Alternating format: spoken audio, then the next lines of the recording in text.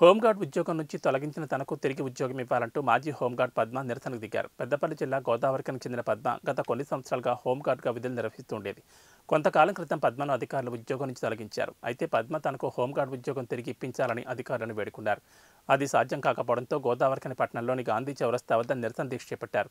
రోడ్డుపై బైఠాయించి తన ఉద్యోగం తనకు వెంటనే ఇప్పించాలని అధికారులను వేడుకున్నారు.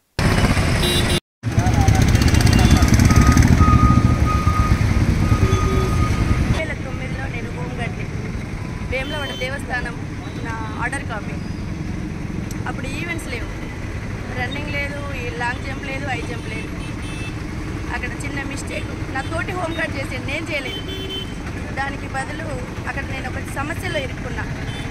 ఆ సమస్యను నేను సాల్వ్ చేసుకోవడానికి వేములవాడ దేవస్థానం సర్కిల్లో ఉన్న ఆ స్టేషన్కి వెళ్ళిన. సార్కి చెప్తే సారు పర్లేదమ్మా, ఇట్లాంటివి వస్తాయి, అదంతా ఎవరు పట్టించుకోరు అని చెప్పిండ్రు. అక్కడ నాకు ఏదో చావు ఉంది, నా పిల్లలకి నేనే దిక్కు. అంతకుముందు నేను ఉదయ్ కుమార్ సార్ పీరియడ్లో జాబ్ కోసం కొట్లాడితే శ్రీధర్ బాబు పీరియడ్లో నాకు పుణ్యంగా నా కుటుంబాన్ని పోషించుకోవడం కోసం నాకు ఉద్యోగం వచ్చింది. ఇది నేను నా పిల్లల కోసం నేను చేసుకుంటున్న జాబ్ కాబట్టి అక్కడ నేను న్యూసెన్స్ చేయదలుచుకోలేదు.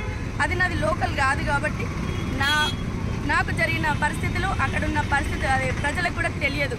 అక్కడ వేరే ఇంకేదో క్రియేట్ చేస్తారన్న భయంతో నా సొంత ఊరికి నేను మళ్ళీ అదే శ్రీధర్ అన్న దగ్గరికి వెళ్ళి, అయ్యా నా ఊరికి నేను వెళ్తా, నా ఉద్యోగం దేవస్థానం ఇచ్చిండు, నాది ఉన్నది గోదావరికని, నేను అక్కడికి వెళ్తా. నా విషయాలు పర్సనల్లో ఉన్నాయి, పబ్లిక్లో ఉన్నాయి, ప్రతి దానిలో ఉన్నాయి కాబట్టి నా ఏరియా ఉంటేనే నా గురించి తెలుస్తుంది, నా ఏరియాకి ఇవ్వండి అని అంటే కనికరించిండు. ప్రతిదీ చూపించిన విజువల్లా అప్పుడు వాస్తవమే అనుకొని తను కరుణించిండు.